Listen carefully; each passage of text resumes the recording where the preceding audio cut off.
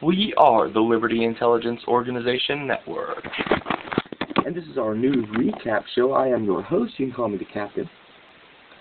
And basically what I want to go over today is I'm going to be getting into more about this Christopher Dorner character out in California. Again, he's the police officer who, went a little crazy because he realized that the system was corrupt and decided he was going to go Rambo style, take down the system by himself in a one-man war, I guess. But the problem is, I already did a couple of videos about this. I went over the one, how, what's the deal behind it, the New World Order, how would they use it, and how they are using it to manipulate the media, manipulate the masses, and then at the same time to do a test run of their police state system. How would their police state handle a civil unrest situation where, someone upset with the system decides they're going to fight back in a violent manner, which is something the Liberty and Intelligence and Truth movement is all against. We're no violence. This has to be an information war because we don't want it to break down into a real war. So basically, he did all that. But what I want to talk about today, and then I went over the one, they found his license in 2 places. It seems kind of fishy. What I want to talk about today is how the media has taken what happened there, what actually happened, and they're skewing it, to change the story. It's like, and it reminds me of the Obama gun. When they took a picture of Obama with that shotgun, it was clearly Photoshop faked or something. But why? Why would they Photoshop and fake a picture of Obama with a gun when they could really just take a real picture of Obama with a gun? It's baffling. Why would they fake it when they don't even have to? Well, that's the deal with this Dorner situation. Why are they lying to us when we already know what happened? We already know that the police burned down Christopher Dorner's the little cabin he was hiding in and killed him. We already know that. We heard the police evidence where the police are on the radio saying, "Are the burners in place?" "Yes, the burners are in place." "Burn that mother effer down." They're saying burn it to the ground, burn it down, burn that mother effer down. And now the media is trying to change the story and say, oh, they didn't mean that. What they really meant when they said burn that mother effer down was that they were going to use smoke grenades and flashbangs. That's not what burn that mother effer down means. Burn that mother effer down means we're going to burn that mother effer down. Do you understand that? So the media just took it and they're lying about it. Why are they lying about it? Why is the New World Order propaganda system lying so much? Why even in circumstances where it's okay for them to tell the truth? They just blatantly told the truth here. It wouldn't matter, but that wouldn't benefit them. That's why they have to fake the Obama picture with the gun. That's why they have to just blatantly tell us lies, even though most of us are smart enough to understand the truth.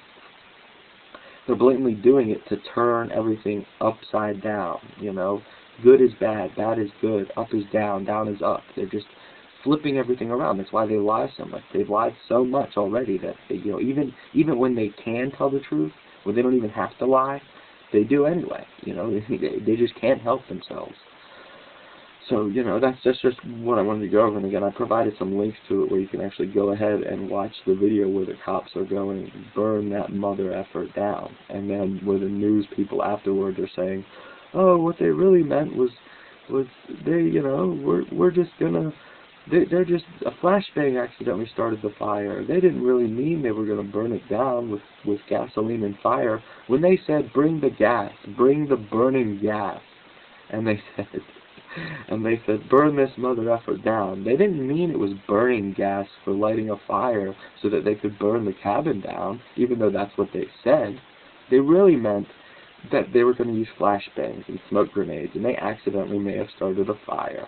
Why are they just lying to us blatantly? So, just something to think about, how the New World Order has gotten to a point where they're doing double think, double speak. And if you don't know what that means, go check it out. Go check out 1984. I've always encouraged people to go read the book or go watch the movie so you can understand the type of system they're creating where everything is just backwards and craziness. And it is the Twilight Zone bizarro world, as I've mentioned many times before. where, you know, the sky is yellow, the grass is orange, the trees, you know, the small little orange specks of plant life that come out of the ground, those are the trees, and the big ones with the trunks, those are the grass.